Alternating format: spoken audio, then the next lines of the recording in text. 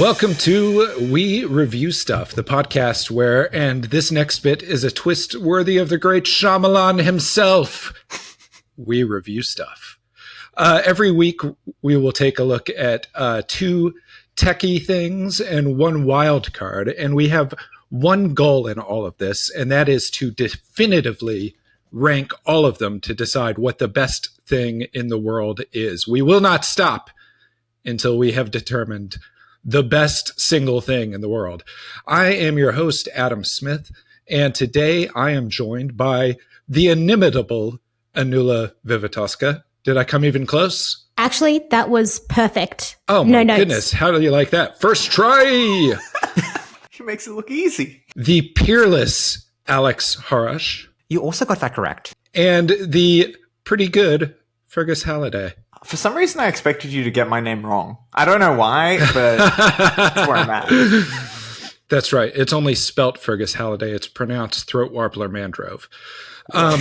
So, Alex, give us a little sneak peek of what you've brought for us today. Something that folds.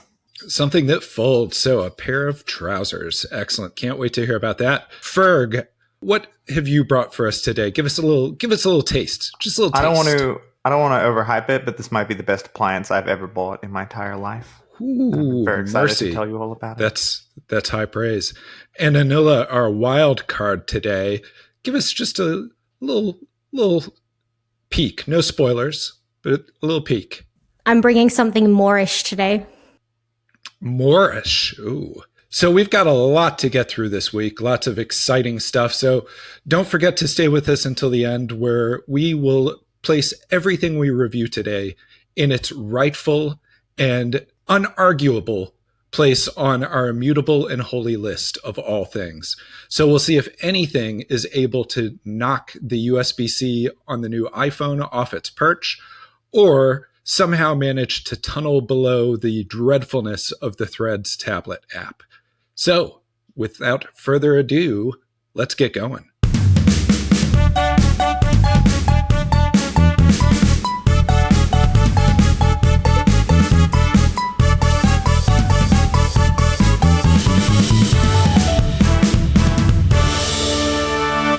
All right, Alex, what do you have for us today? Something that folds. I'm still hoping it's trousers. It is not trousers. It is not a deck chair. It is the first tablet-style foldable phone to come to Australia, but isn't from Samsung.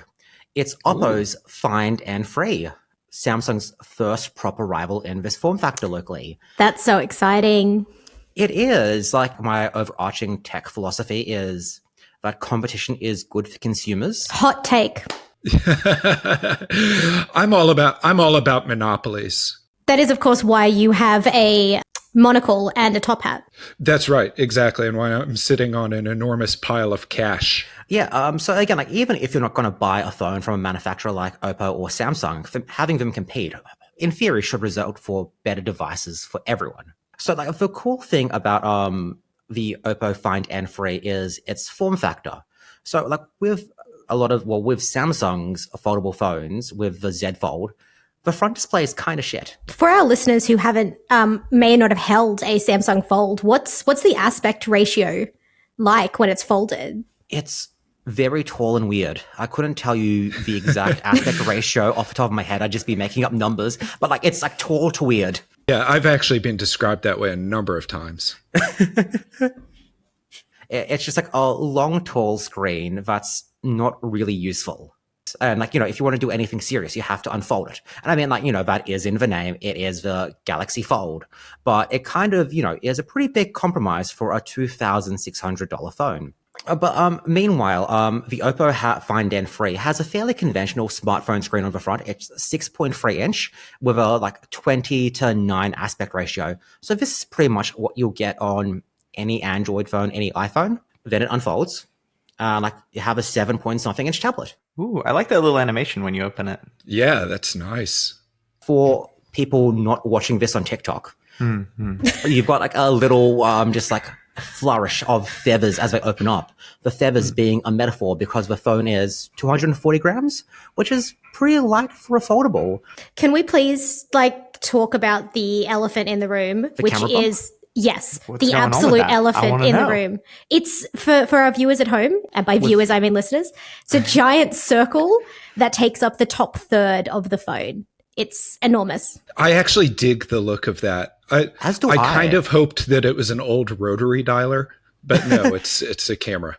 Unfortunately, it does not spin. Oh, that's too bad. It juts out probably about 5 millimeters from the body of the phone. It's so chunky. It is rather chunky, but with good cause. The cameras are pretty good. Imagery has typically been a shortcoming on foldable phones. We've not really seen a foldable phone with a brilliant camera yet. The Pixel Fold has not come to Australia, so we can't judge its cameras. Apparently, they're pretty good being, a Google phone. Apparently, that's the only good thing about it, though. So we have heard. Oppo's big claim about this is, it's got the best cameras on any foldable phone. It's definitely better than what Samsung's doing. I've gotten some really good photos in low light, but not on the same level as you get from an iPhone 15 or a Pixel 8. But I think easily a step above the current foldable competition. Yeah, and if you try and fold either of those phones, you end up with disaster. So It's true. So, I guess, the camera quad is still a bit of a compromise compared to the best of the best. And that will be a red flag for some people buying this phone because it is still a $2,700 phone. That's $100 cheaper than the equivalent Z Fold 5, but it's not cheap. Yikes. It is, I think, the most expensive phone Oppo's ever sold in Australia.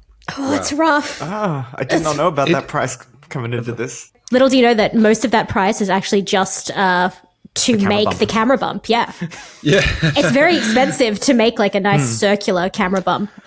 So I guess my question, Alex, to you would be, does it feel worth the wait, right? Oppo has taken its time getting into this corner of the foldable market. Does it actually feel like lives up to that price? I think that's an inherently hard proposition with foldables because in some ways they're very much a matter of heart over head. A lot of the time, the more rational purchase is probably buying a cheaper phone and a tablet. But that's not going to give you that same kind of, this is the one really cool sci-fi device that does both. It does feel like with foldables, though, that they're big compromises that you have to make. And it feels like those are always going to be there. Obviously, like you said, the camera is a big compromise. And you would like to say, well, someday they'll crack that and they'll be able to include as good a camera in a foldable as they do in a standard phone. But that's just not true because the cameras in regular phones are going to progress. That technology is going to progress at the same pace that the foldable technology is progressing, which means it's always going to be a step ahead. I refute that premise. They could absolutely put a better camera in this. We have the technology. We put people on the moon. They could do it. They choose not to. I think, it's a question of margins. Exactly. Then you're going to push up the price point to the point that it becomes unsustainable. So it's there's always going to be a compromise involved. And I guess the question is it worth that compromise? To refute your point, Adam, in the flip style foldables, we've already seen them start at, $2,200 and get to sub $1,000 price points in the space of a few years because of competition. And, between Oppo, Samsung, and Motorola, the three of them have driven prices down. Now that we actually have Oppo competing against Samsung in this space, and hopefully Google joins the fold next year. Good pun there, Alex. It's always a good pun when you have to explain that it's a pun. That's when that's how you know it's good. Yeah, I think when the market forces come into effect and we're actually seeing brands fight for consumers in this space, we will see better devices at cheaper price points. This is consistently what happens in the phone industry. I think, right now there are still compromises, but the find and free feels like the least compromised option in this form factor, just because primarily the cameras are better, the battery's better, the front screen experience doesn't suck. Again, I think it's a really cool piece of engineering and just a cool device that I really like. And I think it's going to be good for the market. It's going to be good for competition. And if you're looking for a folding phone that becomes a tablet, I'd get this over the Z Fold 5 any day. What would you rate it? I would hold it rather than fold it. Ferg, first off, the item you've brought, can I fold it? You could try. As always, when I bring a review, I want to bring you a story. So when me and my partner first moved out of a share house to live on our own, we end up having to buy a new microwave because our previous, we used our old housemate's one before that. And we very almost bought an LG microwave that might have been this microwave that I'm about to talk to you about. Instead, my parents got me a Whirlpool microwave as a housewarming gift. It was a very nice gesture, but the product itself left something to be desired. It was underpowered, very annoying to use, a nightmare to clean, and it kind of literally fell apart at the seams after a year or two. The slander immediately on Now, Whirlpool. look, I'm here for these honest truths, all right? Now, finally, I chose to take this as an opportunity to follow through on what I should have done and gotten that LG microwave years ago. So I went online and I learned a bit about microwaves. I learned that most microwaves are apparently made by the same company, Midea. However, there are a few exceptions to this, specifically Korean companies like LG and Samsung. So with that in mind, I started to look into LG and Samsung. And then I went online and I found this LG NeoChef line, which I believe was the one I almost bought a few years earlier. I got in contact with a friend of the show, Dylan, who writes for Whistle Out, who reviewed one of these NeoChef microwaves once upon a time for another website. And he said it was very good, but the model he had was too large. This led me to the microwave I now have, the 25-liter model, which is right here. Look at this bad boy. This bad boy can fit For so many our meals in. listeners, Fergus is just holding a microwave up to the microphone. It's beautiful. Yeah, the fact that you can hoist it means that it's a good size. I gotta say, that's not a very microwave. Could be microwave. More of a macro wave. Yeah, I would definitely say that's more of a macro wave than a microwave. Anyway, microwaves are like printers. If you're thinking about your choice of microwave, it's not a good thing. It's never for a good reason, right? However, the LG NeoChef 25-liter smart inverter microwave is the exception to that. It is actually good and very thoughtfully made in ways that are pleasant and surprising. Tell us about this. So, first of all, you may have noticed when I held up before, like matte black color scheme. This is awesome. It hides all smudges and dirtiness. No, I disagree. As someone with a dog that has some semblance of white fur, it is everywhere. Well, I don't have that problem specifically, but for me, it's much easier to be chill about the microwave looking dirty when it's dark in the color scheme. You may have noticed as well, when I held it up, it has an outward folding handle rather than one of those buttons that you push and it springs open. You just grab the side of it and you pull it towards you. It's very ergonomic. It's super nice. When it finishes microwaving, it makes a cheery little, it does a little song. It does not like, eat! You haven't opened your microwave. Eat! It's like, Oh, just like my Samsung washing machine. Exactly. And it's tacky, but boy, it's just so charming, you know? I just love it. No, I actually don't think this is a real thing. I think it's just from a TV show. But there were rice cookers that played a Kelly Clarkson song. I think that might be real. Is that real? Yeah, when I lived in New Zealand, we had a dryer that played the New Zealand national anthem. When How it was done. patriotic. Do we know that the Samsung washing machine isn't actually just playing the South Korean anthem? We don't. I guess I don't know that, yeah. A few other little tidbits that are quite nice. It's not silent, but it is much quieter than every other microwave I've ever had. When you're programming in how long you want it to go, it has like, I forget the term for it, but almost a momentum mechanic to it. So it's like instead of tapping 1 minute, 2 minute, 3 minute, 4 minute, you tap and then you hold and it builds up momentum in increments. Oh, no, I hate that. No, it's great. My microwave at home does the same thing and it goes from 0 to 10 minutes way too quickly. So I'm always like cranking this dial back and forth, trying to get it to the right thing. And I hate that mechanic. This one does it in 10-second increments, so it's a little harder to miss wildly. Okay. But it does save me a few clicks. It's got an antibacterial coating on the interior, which is nice. And it's got a nice dual layout for the controls. So you just have, on the outside, it's just start, pause, and then timer. And then if you open it, that's where all the special settings are on the inside. I need to know what the major difference is between every other microwave and the LG and the Samsung ones. Sure. So in lieu of answering your question, I had to learn about smart inverters and how microwaves work. How do microwaves work? I just want to give everyone a vocal signal here as Ferg begins explaining the science behind microwaves to go ahead and pick back up in this episode about 2 minutes from now. I'm sure the microwave heads will get in touch with me and let me know I'm getting critical stuff wrong. But my traditional understanding of it is that traditional microwaves use a thing called a transformer to run current through a magnetron, which then emits microwaves, which then do the food thing. Isn't Magnetron a Pokemon? Maybe. I believe he said it was a transformer. The thing's different about the Neo Chef is it uses a thing called an inverter instead of a transformer. And it's a little bit insane because basically a thing I learned in the process of doing this was that when you run the magnetron in a traditional microwave, it can only operate at 0 power and full power. So when you're running it at half power, it basically runs it at full power for 10 seconds, and then half of that 10 seconds, it will drop to 0 power, which is why you end up with weird results sometimes. Damn it, this is so interesting. I know. Damn it. The thing that makes the inverter in this kind of microwave different is that it is able to basically operate on an actual level current and not be constantly turning on and off, which makes for more consistent and flavorful results. The last thing I'll throw in is the price, which is this microwave RRP is for $249, which is a lot, I grant you. But I bought it at Amazon on I don't know, it was like a mid-year sale for $99. Ooh, baby. Bargain. That is an exquisite bargain for this microwave. That's an exquisite bargain for any microwave. Exactly.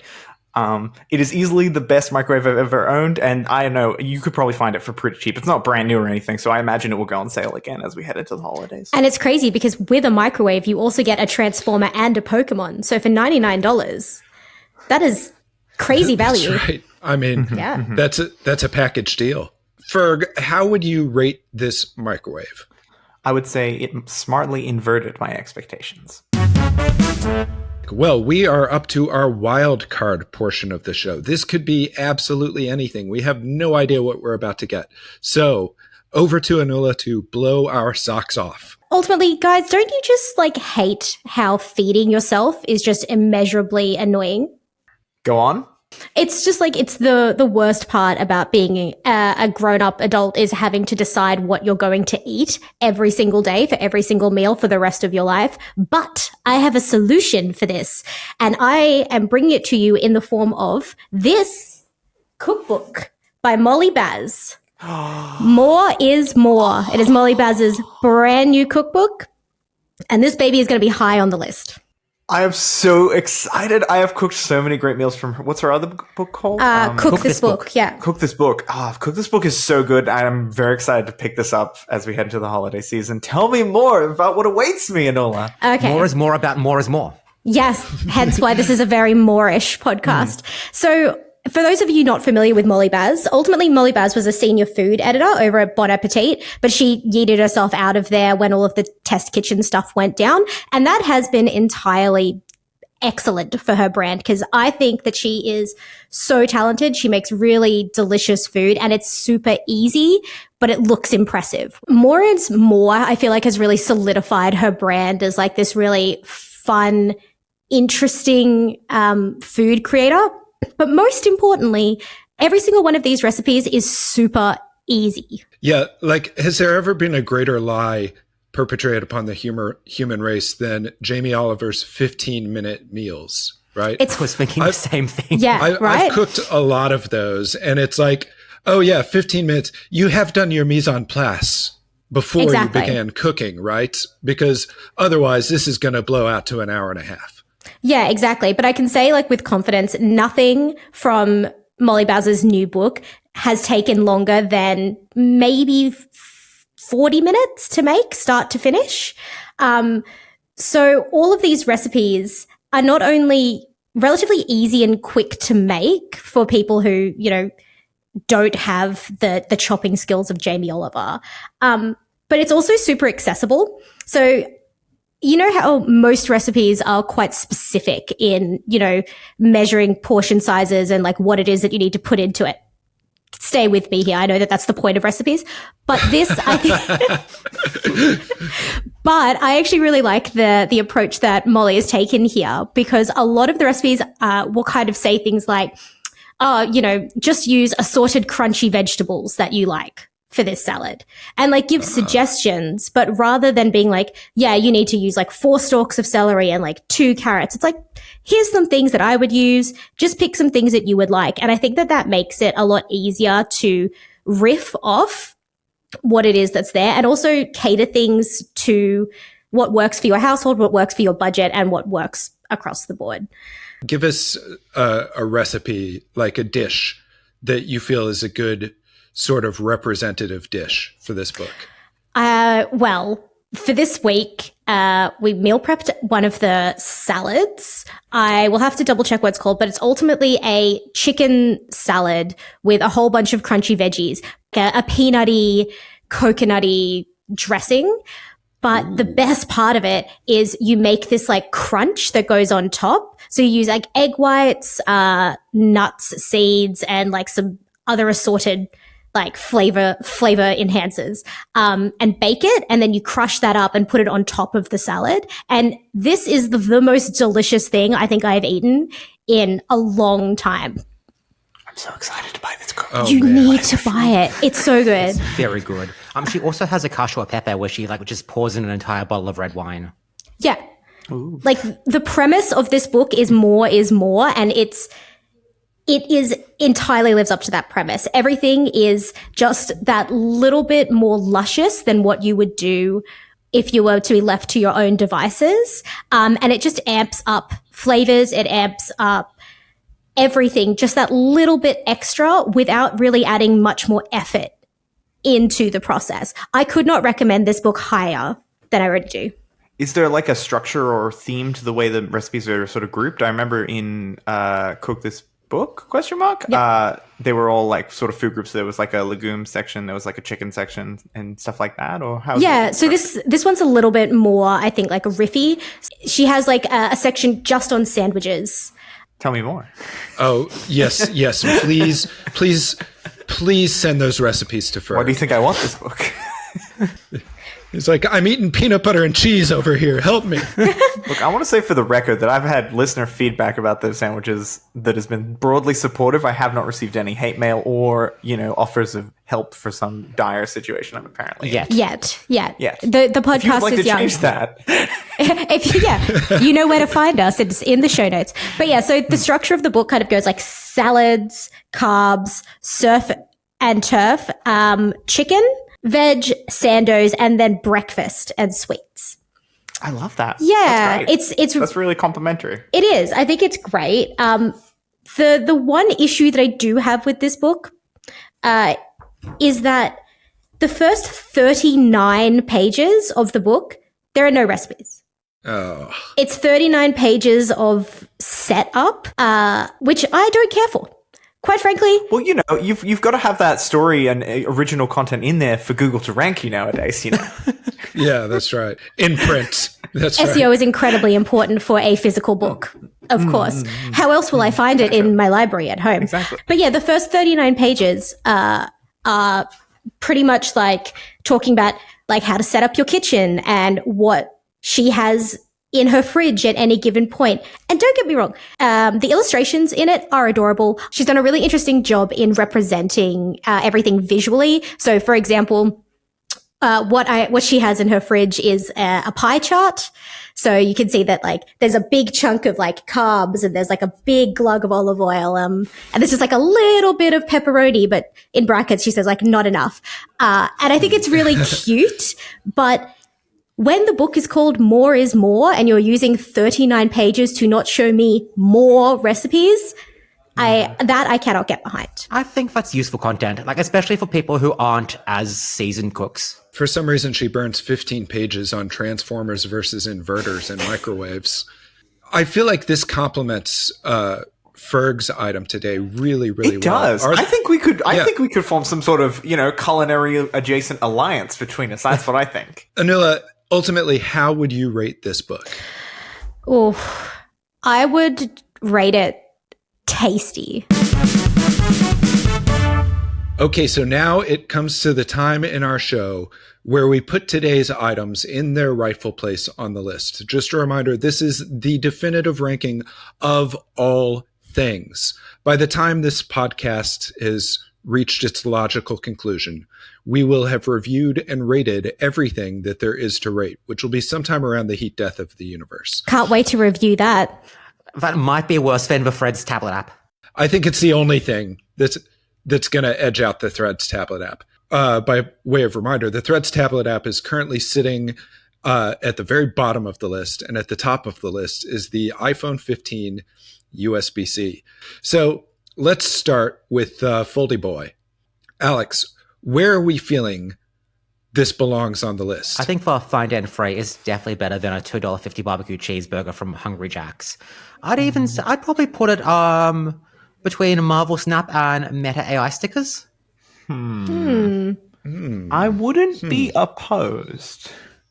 I wouldn't be opposed either, except if we just change that and put it between the Pro Iron drink bottle at number 4 and Marvel Snap, because I don't know about that. This is a $27.99 foldable phone.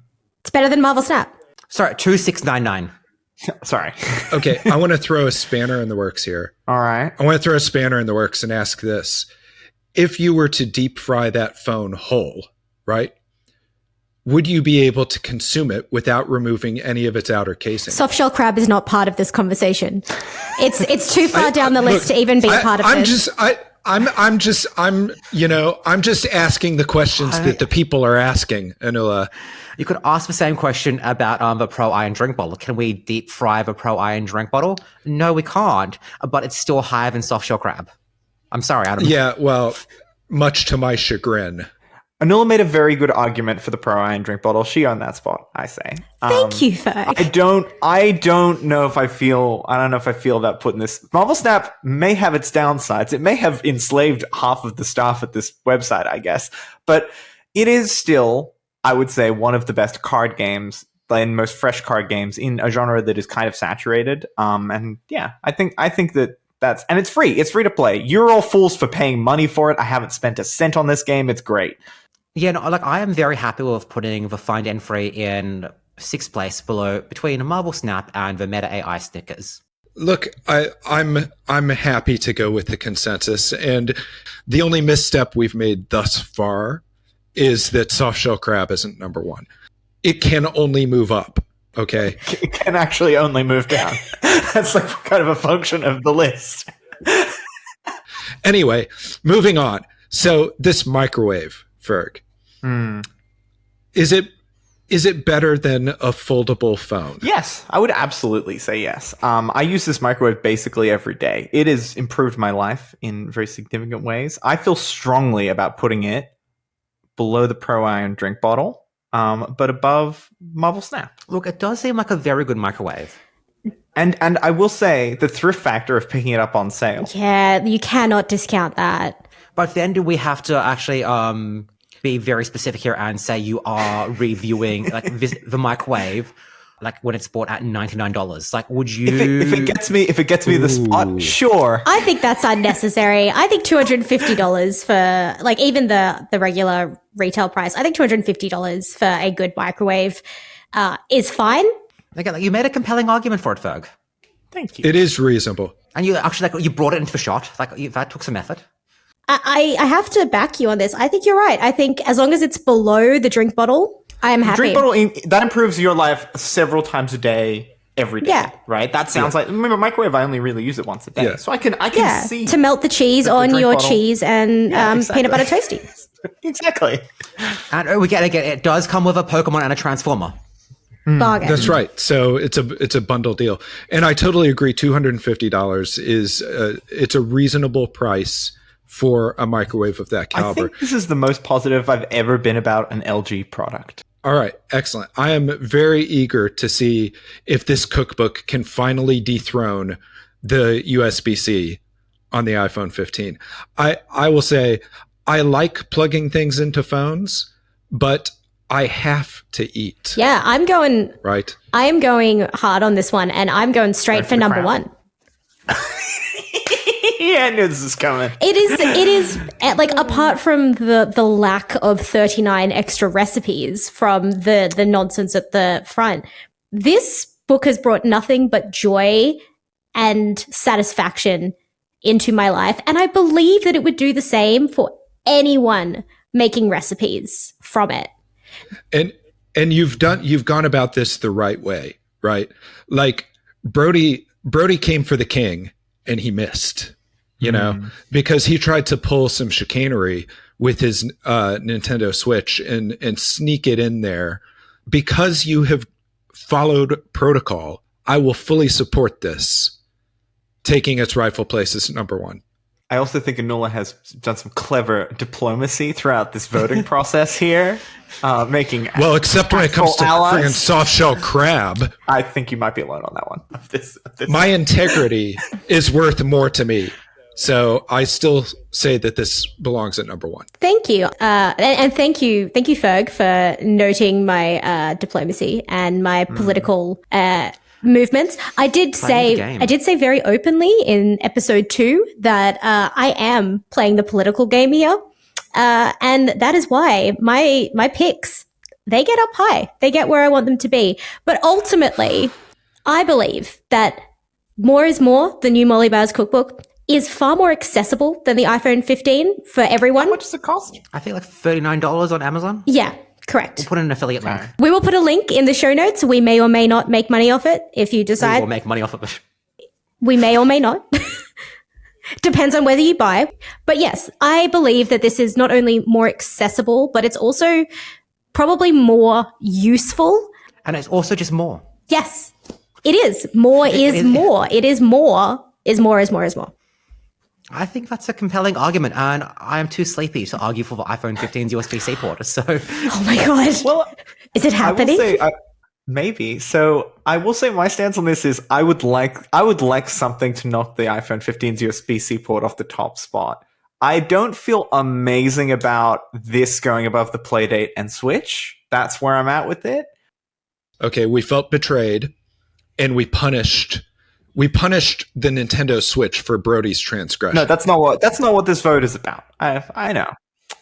Yeah, exactly. We can't walk that back at this point. What's done is done. Clean slate. Wouldn't you say that this is better than the iPhone 15 USB-C? I think in my heart, if it was just me, I would place this between the Switch and the Pro Iron drink bottle. That's a big demotion from number one. But I will, like, you've made a very passionate argument, but I have not experienced the joy of this cookbook yet. It's very good. But that's where my heart's at. If the rest of the room is, reach consensus on it as the new number one, I'm happy to accede to that. I don't know. Now I feel bad. Now I feel. Don't feel bad. I don't know. This doesn't feel right to me now. Yeah, because it feels like you got the victory too easily. I expected more of an argument. It's just like you're walking back your argument. I think I am. I think I might be walking back my argument. You are thinking about our own credibility here, aren't you? I'm thinking about the Nintendo Switch, actually, and I'm thinking about how many delightful hours I've gotten out of that, and like I've had delicious meals. But is this a list of the best cookbook? Like, it's a list of best things, And I think a good cookbook can rate pretty highly on that list of the best things. God damn it. Existential crisis. God damn it. Well, if it makes you feel any better, our credibility did go entirely out the window the moment we put soft shell crab where it is on that list. So don't worry about that. In order to stop this conversation about soft shell crab from ever happening again, that's never going to happen. At least in this episode, I think that I have to roll back my argument for many reasons. First of all, it was too easy. Secondly, Ferg made an excellent point, and I'm currently sitting here thinking about how great it's going to be to like just download a new game and play on my Switch over the weekend. And I'm going to enjoy that more than I think I'm going to enjoy the salad that I've been eating this week from this cookbook. And I think that I got to pull it in at number 4. I think it's going to go between the Nintendo Switch and the best drink bottle in the world. I'm comfortable with that. I just got really excited at the prospect of seeing that USB-C port knocked down a peg. No. I'm for that. Respect for process. I guess more is about 4. We got there in the end, everyone. Our list is taking shape. You look at that list and you think, I wouldn't have ranked those things there. I just have to say you're wrong. So sorry about that. Anyway, that does it for this week. Remember, we are professional reviewers. But if you want to try your hand at reviewing stuff, then you should review us. Giving us a 5-star rating go a really long way for a new podcast like ours, and we'd appreciate your support very much. Alex, where can people find you on the internet if they would like to harangue you about the USB-C port? They can find me on Threads or on Instagram at ahoros, which is ACHOROS. The C is silent. Excellent. And Anula, if people want to swap some interesting recipes, where could they find you? You'll find me hanging out on TikTok at Anula Palooza. Excellent. And Ferg, if there's someone out there who has a meal they desperately need heated up, where can they find you to come over to your house and use your microwave real quick? I will not be doxing myself live on this podcast, but you can follow me on Threads at CVampedOz. That's CVAMPEDOZ. And you can find me just hanging out over at Reviews.org/AU. And while you're over there, make sure you sign up for our weekly newsletter, The Watch List, if you want not only to be told what to buy, but also what to watch. Have us dictate every aspect of your lives. If you want to get in touch, if you want us to review something, then just hit us up on any of those channels. And you can find links to everything we talked about in our show notes. Until next time, this has been We Review Stuff, and that is the stuff.